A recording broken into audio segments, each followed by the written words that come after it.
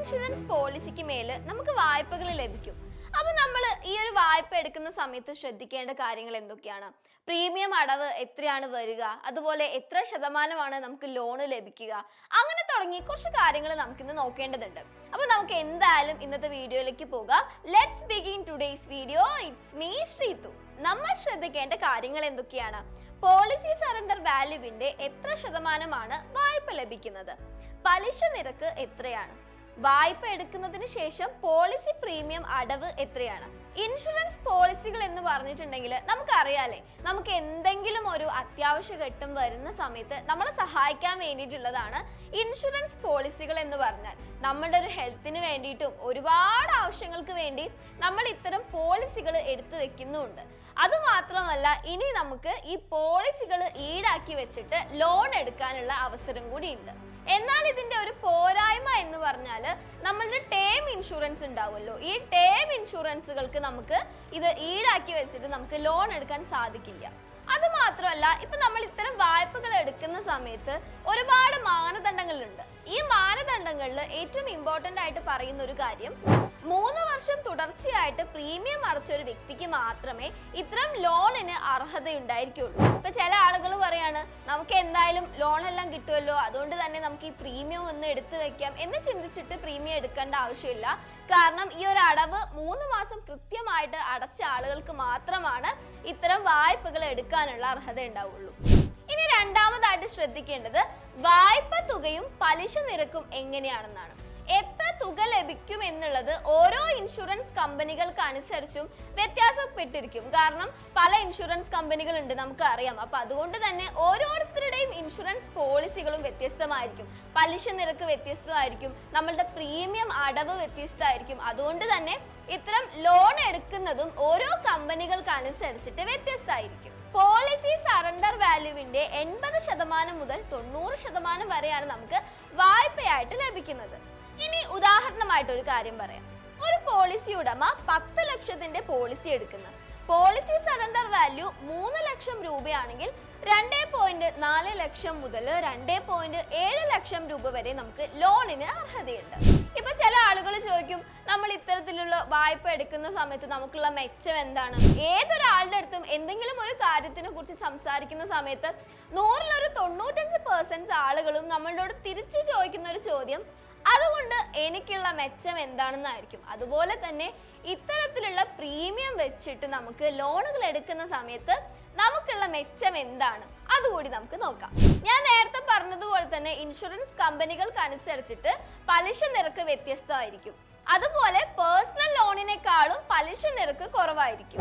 സാധാരണ പേഴ്സണൽ ലോണുകൾക്ക് 16 മുതൽ 18% വരെ പലിശ നിരക്ക് ഈടാക്കുന്നുണ്ട്. എന്നാൽ ഇത്തരം വായ്പകൾക്ക് 9% മുതൽ 12% വരെ മാത്രമാണ് പലിശ നിരക്ക് ഈടാക്കുന്നത്. അതുപോലെ നമ്മൾക്ക് അറിയേണ്ടത് വായ്പ തിരിച്ചടവും അതിന്റെ കാലാവധിയും എങ്ങനെയാണെന്നാണ്. നമ്മൾ ഈ വായ്പ എടുക്കുന്നതിന് ശേഷവും പോളിസി പ്രീമിയം അടവ് മുടങ്ങാതെ തന്നെ ചെയ്യേണ്ടതുണ്ട്. അതുപോലെ തന്നെ പോളിസി കാലയളവിനുള്ളിൽ ഈ ഒരു വായ്പ അടച്ചു തീർക്കേണ്ടതുണ്ട്. അതുപോലെ വായ്പ തിരിച്ചടയ്ക്കുന്ന ഒരു സമയം ഉണ്ടായിരിക്കുമല്ലോ. അപ്പൊ ഈ വായ്പ തിരിച്ചടയ്ക്കുന്ന സമയത്ത് പലിശ മാത്രം തിരിച്ചടയ്ക്കാനുള്ള ഒരു ഓപ്ഷനും അവര് നൽകുന്നുണ്ട്.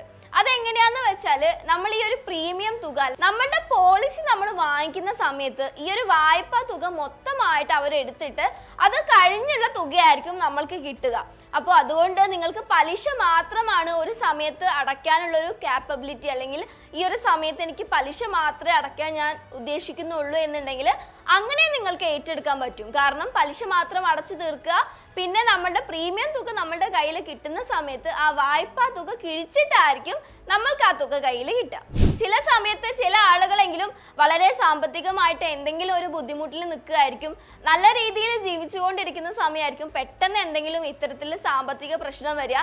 ഇത്തരം സാഹചര്യം എല്ലാം നിങ്ങളുടെ മുമ്പിൽ വരികയാണെന്നുണ്ടെങ്കിൽ, നിങ്ങളൊരു പ്രീമിയം എടുത്ത വ്യക്തിയാണെങ്കിൽ നിങ്ങൾക്കിത് വളരെ ഉപകാരപ്രദമായിരിക്കും. കാരണം നിങ്ങൾക്ക് പലിശ മാത്രം ഈ ഒരു സമയത്ത് അടച്ചാൽ മതി, പിന്നീട് പ്രീമിയം കിട്ടുന്ന സമയത്ത് ആ തുക നമുക്ക് തിരിച്ചു നൽകാൻ കഴിയും എന്നുള്ളൊരു ഈട് അവർക്കുള്ളത് കൊണ്ട് തന്നെ നമ്മൾക്കും നല്ല രീതിയിൽ മുന്നോട്ട് പോകാം, അവർക്കും നമ്മളുടെ മേലൊരു വിശ്വാസം ഉണ്ടായിരിക്കും.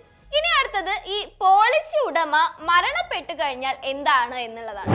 എന്തെങ്കിലും കാരണവശാൽ പോളിസി ഉടമ മരണപ്പെട്ടു കഴിഞ്ഞാൽ പലിശ അടച്ചിട്ടുണ്ടെങ്കിൽ വായ്പാ തുക കിഴിച്ച് നോമിനിക്ക് അത് ലഭിക്കും. നമുക്കറിയാം, ഇൻഷുറൻസ് എടുത്തു കഴിഞ്ഞിട്ടുണ്ടെങ്കിൽ ഇൻഷുറൻസ് എടുത്ത വ്യക്തിക്ക് മരണം സംഭവിച്ചു കഴിഞ്ഞാൽ ആ ഒരു തുക തിരിച്ചു കിട്ടുന്നത് നോമിനിക്കായിരിക്കും. അതുപോലെ തന്നെയാണ് ഇതും. ഇത്തരത്തിൽ ഈ ഒരു പോളിസി എടുത്ത വ്യക്തി മരണപ്പെട്ട് കഴിഞ്ഞിട്ടുണ്ടെങ്കിൽ നോമിനിക്കായിരിക്കും ഈ തുക തിരിച്ചു കിട്ടുന്നത്. അടുത്തതായിട്ട് പറയാനുള്ളത് കുറച്ചുകൂടി ഇമ്പോർട്ടൻ്റ് ആയിട്ടുള്ള ഒരു കാര്യമാണ്. കാരണം നമ്മൾ ഇത്തരം ഇൻഷുറൻസുകൾ എടുത്തു കഴിഞ്ഞ് വായ്പ എടുത്തിട്ടുണ്ടെങ്കിൽ നമ്മൾ ശ്രദ്ധിക്കേണ്ട കാര്യങ്ങൾ എന്തൊക്കെയാണെന്നാണ്. വായ്പ എടുക്കുന്നതിന് മുൻപ് തന്നെ നമ്മൾ ഇൻഷുറൻസുമായി ബന്ധപ്പെട്ടുള്ള കാര്യങ്ങൾ ചോദിച്ച് മനസ്സിലാക്കണം. അവരുടെ പലിശ നിരക്ക് എങ്ങനെയാണ്, അതിന്റെ മാനദണ്ഡങ്ങൾ എങ്ങനെയാണ് വരുന്നത്, ഈ ഒരു പലിശ നിരക്ക് തന്നെയാണോ ഇനിയിപ്പോൾ 2-3 വർഷം കഴിഞ്ഞിട്ടുണ്ടെങ്കിൽ ഉണ്ടാകുക, ഇത് ഇത്തരത്തിലുള്ള ഒരു ഓഫർ മാത്രമാണോ, അങ്ങനെ തുടങ്ങിയിട്ടുള്ള കാര്യങ്ങൾ കൂടി നമ്മൾ ശ്രദ്ധിക്കേണ്ടതുണ്ട്. കാരണം നമ്മൾക്കൊരു ഓഫർ കിട്ടി കഴിഞ്ഞിട്ടുണ്ടെങ്കിൽ അത് എത്ര കാലത്തേക്ക് കൂടി ഇത്തരത്തിൽ നിൽക്കും എന്നുള്ളത് നമ്മൾ ശ്രദ്ധിക്കണം.